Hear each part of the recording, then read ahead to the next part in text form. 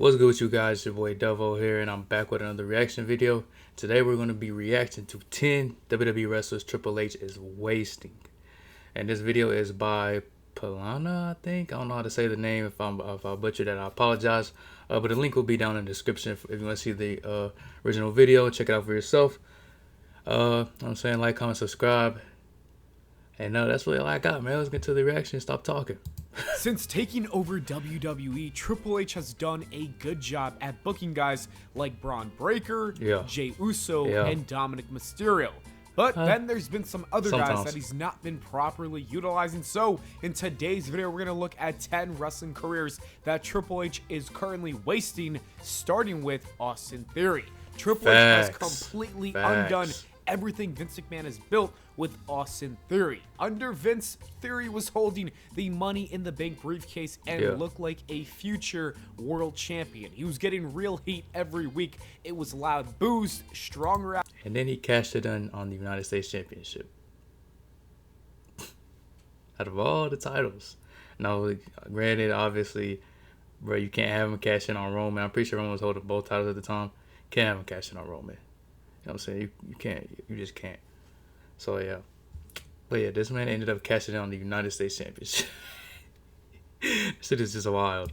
Actions and the kind of response that most heels would kill for. But the moment Vince stepped away, Roman Reigns cut that infamous promo that his daddy was gone, and it all went downhill from there. Triple H made him fail his cash-in on the United States Championship of all things, and it was a brutal watch. Even his win over John Cena at WrestleMania felt empty. The match didn't help him at all, and Cena's promo leading up to it probably did more damage than good.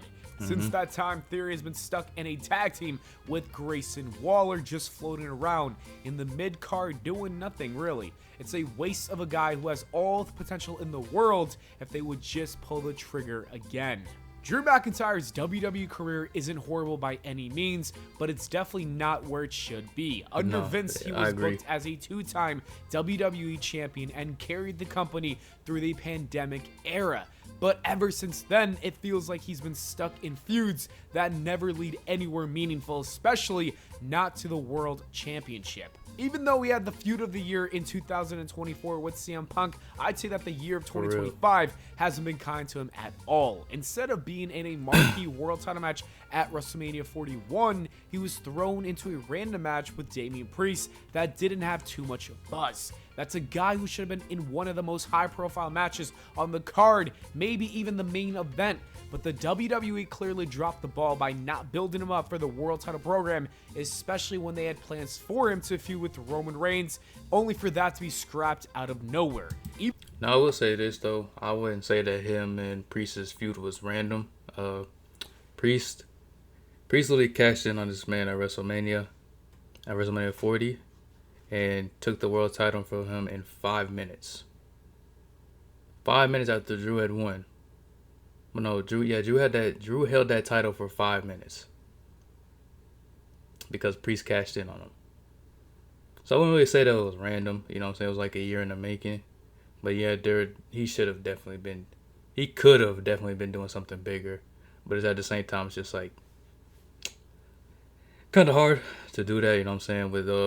With Cena's retirement tour, and obviously he was going to be a part of WrestleMania, was probably going to win at WrestleMania, which he did, and then you had Jay and Gunther, so it's just like there was just no room for him, like kayfabe wise, there was just no room for him, and like a world title opportunity. So yeah, that's what I feel like went wrong there. But he definitely should have had something bigger. It's just like, I don't know where you put him, though. So, yeah, it sucks for Drew. Even though Drew still manages to deliver and make fans care, he's been floating in the mid-card for way too long. And it's a rough spot for someone who should be a permanent main eventer by now. The next name on this list is LA Knight, and man, this one stings. For the last few years, LA Knight has been one of the most over superstars in the entire company. He consistently gets some of the loudest reactions every single week, and yet it means absolutely nothing. Fans have been begging for him to win the Money in the Bank briefcase for 2 years straight, and both times Triple H passed on him like he wasn't hearing the chance. I just don't get it. You'd think that Triple H, of all people, would reward organic fan support. Sure, LA Knight did get a short run with the United States Championship, but it was forgettable, and both of his reigns did not feel special at all. Despite all of that, the guy is still somehow insanely over, which says a lot about his talent and his charisma. Sure. But if he does not win the briefcase this year, I might just crash out. Finn Balor re-signed with the WWE last year, and honestly, it might have been the worst move of his. It's hard though for LA Knight though, because like obviously he deserves it, but it's like, do you give it to him, or do you try to build up your younger stars like Carmelo Hayes? You know what I'm saying? Because like obviously, well, here's the thing with me when it comes to Money in the Bank. And for me, bro, honestly, I think that it should go to like somebody who in kayfabe would struggle to get a world title opportunity, and I don't feel like LA Knight would really struggle. You know what I'm saying? He's got a nice moveset, got the charisma, fans are behind him. So I don't really feel like he needs it. I feel like he could get world title opportunities easily without it. So I feel like, I don't know. We just have to see. You know what I'm saying? We just have to see. His career. Triple H just doesn't seem to care about him anymore. I saw a stat the other day that said in his last 22 televised matches, Finn Balor has only 3 wins, and that's 19 losses. 19. Damn. This is the guy who once had world title potential. He was the first ever undisputed Universal Champion, and now he's basically a glorified jobber. I get it that he's 45 years old, but he still moves like he's 30. There's absolutely no reason that he could be a great mid-card or even world champion again if he was booked properly. Instead, he's stuck rotting in Judgment Day doing nothing meaningful. If it was me booking things, I would have him leave the group, bring back the Demon, and actually give him a run that matters. Because right now, Finn Balor's career is in the worst place. No, for real, please get him out of the Judgment Day and bring back the Demon, bro. Like, we need the Prince, the Demon. We just need Finn on a singles run. I mean, hell, you could have him take the IC title off of Dirty Dome. You know what I'm saying? Because there's already cracks in the Judgment Day, so it just makes sense for eventually those cracks to get bigger, and then the whole Judgment Day just implodes, or people start getting kicked out. Because during that whole Roxanne and Dom and Liv and Raquel thing, Finn was just in the back geeking. His ass was smiling ear to ear. It's ever been. Karrion Kross is another guy who's been completely wasted, not just by Vince McMahon, but also now by Triple H as well. When he first got called up, it looked like WWE was going to position him as the next big monster. Then Vince threw it all away in just seconds. They slapped a weird helmet on him, took away Scarlett, and killed all of his momentum. After getting released, Triple H brought him back, and fans thought maybe, just maybe this time it would be different. However, it's been 3 years since then, and Kross has barely done anything. He rarely wrestles on TV, and for a while it felt like they forgot he was even on the main roster. Lately, though, he's finally started to get over by himself, and fans are genuinely interested. But even with all that momentum, the WWE left him off WrestleMania, and there's still no sign of a real push coming. Triple H needs to stop sleeping on Karrion Kross before the window officially closes. I'm pretty sure at the time I'm recording this, he's like number 1 in t-shirt sales. Like, this is a dude who, if he gets TV time, it's backstage for like 25 seconds, and he's number 1 in t-shirt sales. So what are we doing, bro? Next up is Randy Orton, and I know what you're thinking. How is Randy Orton, of all people, possibly being wasted? But hear me out. Yes, he's a 14-time world champion, and yes, he's been in high-profile matches with Gunther and John Cena for the world championships. But when we're talking about one of the greatest of all time, I expect more. Randy hasn't held a world title since 2020. That is 5 years without the top prize for a guy who should be in that conversation every single year. And don't get me started on WrestleMania 41. His match ended up being a squash match with Joe Hendry. And I know the original plan was Kevin Owens before he got hurt, but there's no way that was the best backup plan they could have come up with for him. Before that, they had him off TV for months like they had nothing for him. At this point, it really feels like Triple H has no idea what to do with Randy, but if it was up to me, Randy would be at the center of all WWE's top storylines. He would not just be floating in and out like some part-timer. Whatever happened to Ludwig Kaiser? I don't know, but it really felt like this guy was on the verge of being a breakout star. He had the look, the charisma, and he could go in that ring. It seemed like Triple H was slowly building him up as a standout from Imperium, and the fans were ready for it. But then, out of nowhere, Imperium just fell apart.